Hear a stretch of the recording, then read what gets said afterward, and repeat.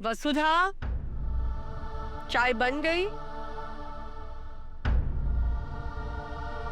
जी देवी हुकुम, बस अभी लाई।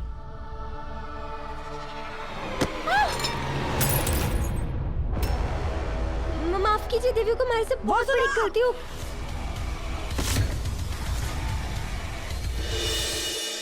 वसु के बदले अपनी जान नहीं दे सकते। सबको अपने अपने भाग्य का लिखा भोगना पड़ता है।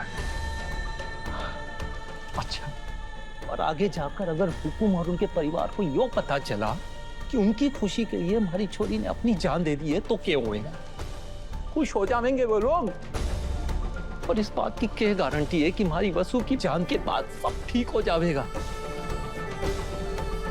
हाँ अपना आप हमारे को लिख के दीजिए कि हमारी वसु की जान जाने के बाद सब ठीक हो जाएगा, चौहान परिवार पे कभी कोई संकट ना आवेगा। लिख के दीजिए, लिखिए ना।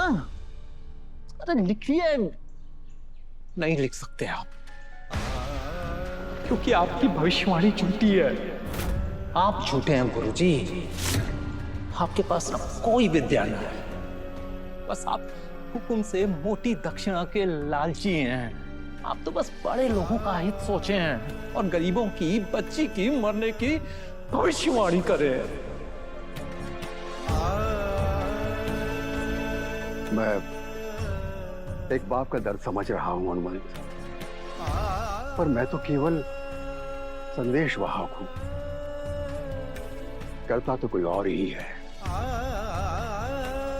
पर अगर मुझे बुरा भला कहकर तुम्हारे मन को शांति मिलती हो तो तुम जो चाहो मुझे कह सकते हो, पर इससे तुम्हारे कष्ट का निवारण नहीं होगा। मैं बस एक ही सुझाव दूंगा।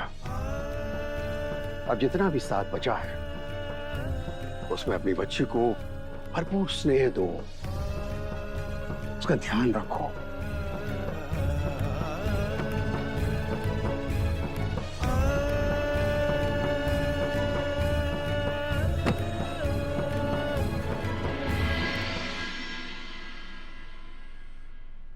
वसुधा, चाय बन गई? जी देवी हुकुम, बस अभी लाई।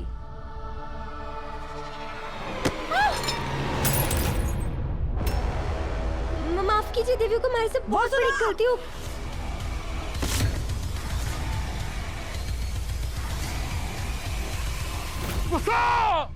बाबूसा,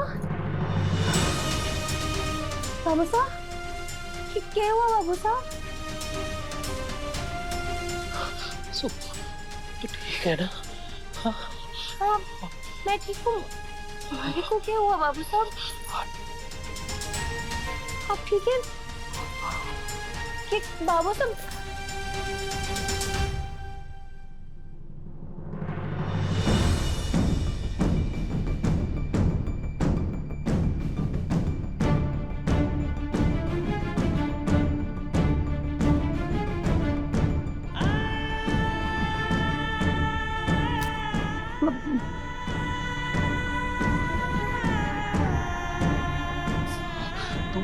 कल से काम पर ना जाएगी।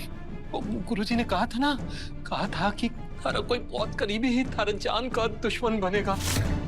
कोई तुम्हारा अपना तुम्हें अपने हाथों से मारेगा। और वहां कोठी में तो सब थारे करीबी ही हैं।